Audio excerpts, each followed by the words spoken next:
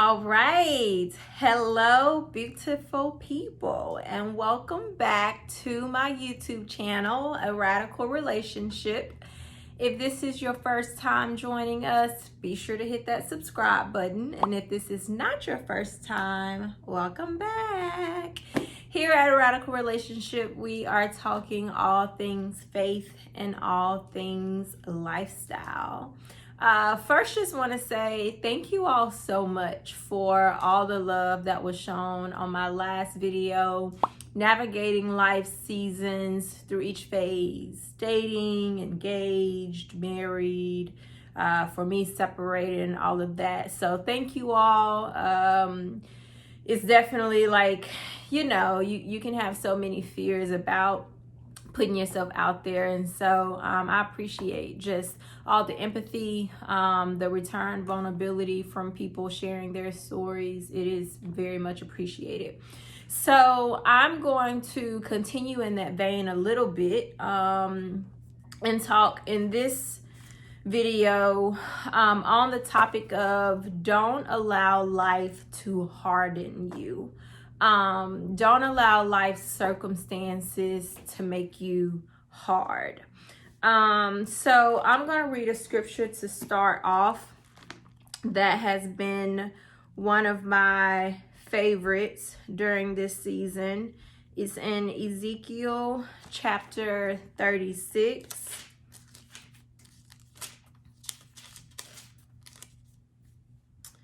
And it's verse 26.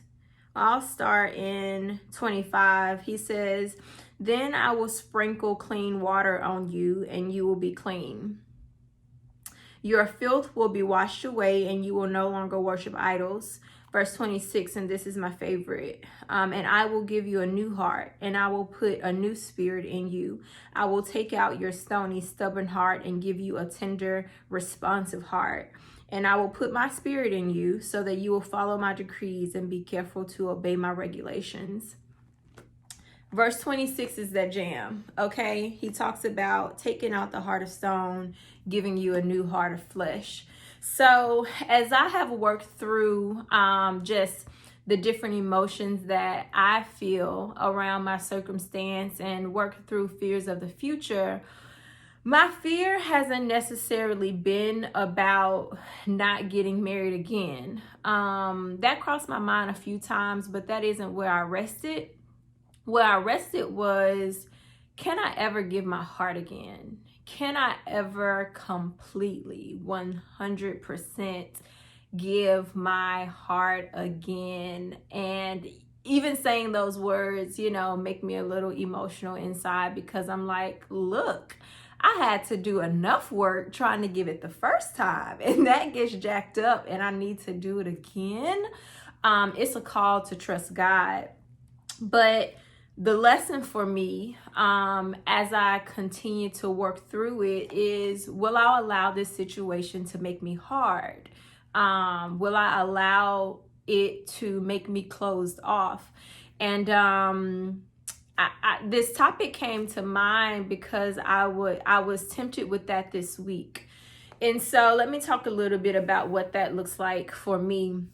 So for me, let me say first,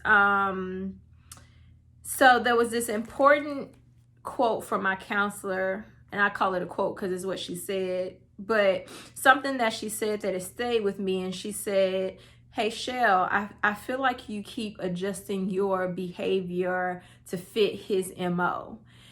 And I was like, ooh, let me sit with that one for a minute. Adjusting my behavior to fit his MO. And basically what she was saying is, I don't think the way that you're behaving is who you are, but because of how you're trying to protect yourself based on his responses, you're becoming someone that you're not. And that it's true to a degree. And I say true to a degree because I definitely got a little pop off in me. Don't get that mistaken. But what I was doing was, like, when I actually really cared, when I was actually really hurt, when I actually, you know, just really wanted to be vulnerable and try to fight and really express how hurt I am. As opposed to doing that, I would be like, it is what it is, whatever, you know. And that's because that's what I felt like I was receiving. So I was like, well, I'm not going to keep putting myself out here just to get shut down. You know, like I've done that enough times. And so I would pull back and I would put on the stone face and I become what it is that, you know, I feel like he's putting out. So if you want to be, you know, just super what's the word that I'm looking for, like all professional about it, whatever, okay, we can do that, you know. And so as opposed to like being friends or acting like we've been married, you know, that kind of thing. And so I would just kind of take on the same approach even in my marriage. Like if I felt like he was hardening, then I was gonna have to, you know, put up face and just like talk practically as opposed to vulnerably. And so it's like, okay, if you're gonna be that way, I can too. I ain't gonna be hurt. I ain't gonna be the one crying all the time, you know. But what happens is then what she was helping me to see is that I'm being reshaped. And that's not good, because what I think is gonna be the ability to turn that off for the next person, not even romantically, but even just in friendships. I think that, oh, I'm just that way with him because that's what he put out. But no, my character is being reshaped. And what's happening is I'm allowing that negative experience to take form in me.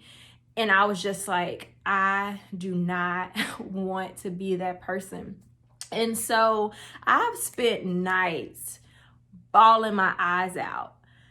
Not because I'm afraid of the future, you know, not because like, oh my gosh, I can't believe this is happening to me, but because I know the battle to continue to give, to continue to put myself out there after, you know, I feel like someone has shown me who they are, you know, like to continue to put myself in a vulnerable state, and not just with him, not just with Jonathan, but with any other man in my future. I'm like, I don't even want to do this. You know, I do not want to have to do this again. But what I've seen and what I've learned is that it truly is a trusting with God, because it's not about setting myself up to try to protect myself from every other man in my future. It's really about, will I trust the man, the one man who will always be in my life, who is always gonna be in my future, you know? And so I was just like, okay, God, here we go.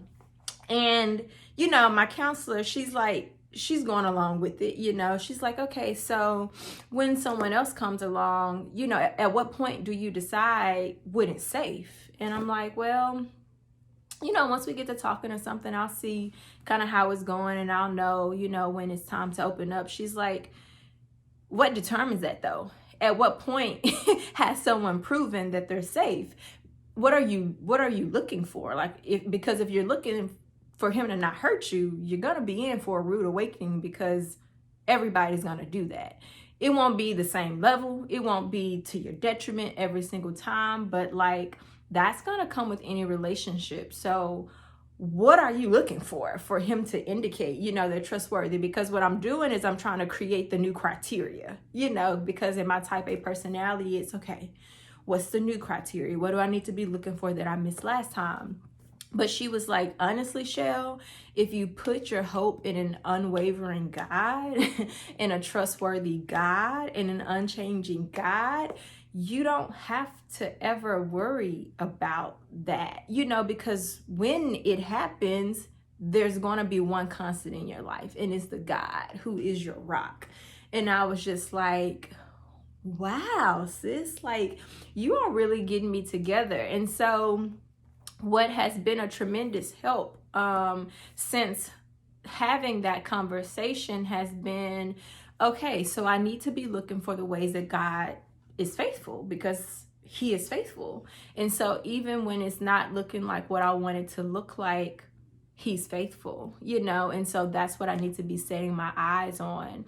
I talked a little bit in my video on how to forgive in my fervent series about how unforgiveness, bitterness, it only hurts you. Like, there is going to be no hair off Jonathan's back from me sitting here being bitter. Like, he ain't gonna lose no sleep at night, but I'm gonna be anxious. I'm gonna be tight. I'm gonna be feeling some type of way. So why not, like, give that thing up, accept the reality that is, and allow myself to continue to be me, in each and every circumstance. And there's such beauty, I think, that comes with that.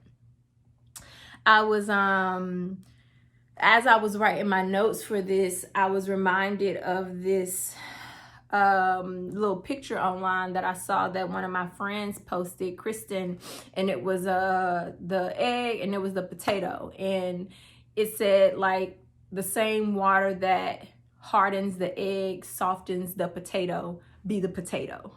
And so that's my second point. Be the potato, sis. Y'all like, what is she out here talking about potatoes?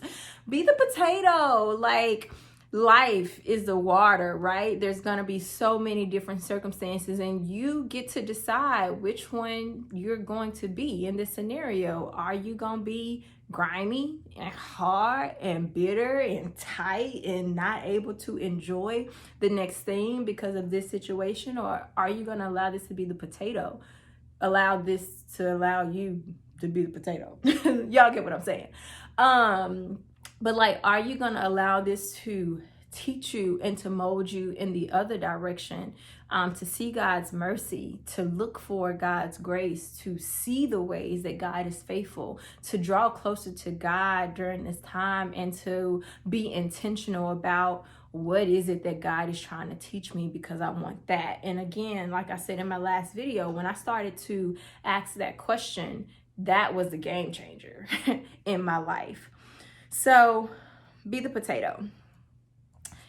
I also thought about how, as I work through all of those emotions of, the temptations to be hard, I thought, this is it. Like, this is how people become void of emotion.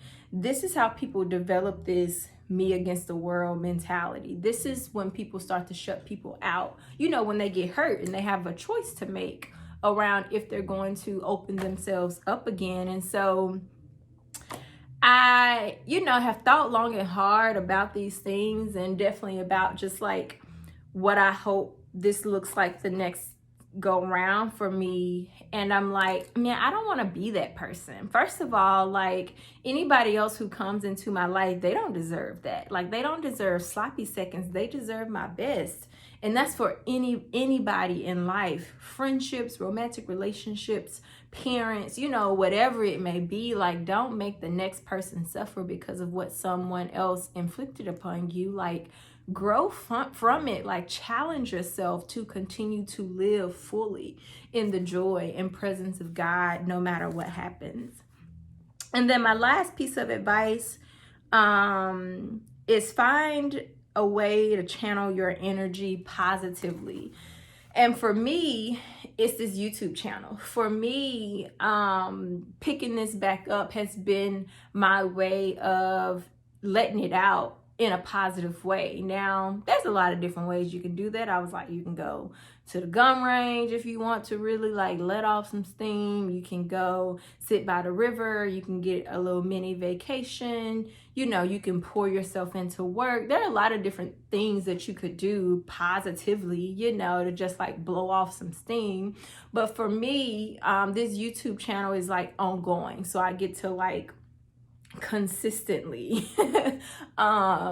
have this outlet and to share about my experience and allow it to impact people in a positive way, as opposed to just like whatever, I'm gonna take it on the chin and go on about my business. And so that's it, y'all. Be the potato, please. And whatever it is that life is throwing at you, in whatever ways that you might be tempted to harden, to not continue to give of yourself, to draw back, when God is trying to press you forward, like just walk through the fire. I remember that from talking to one of my friends through this season, one of the takeaways being like, you just gotta walk through it. Like ain't no way around the fire. You just gotta walk through it. It's just one of those seasons where you just gotta go through what it is and take it for everything that it is, but come out on the other side better. All right.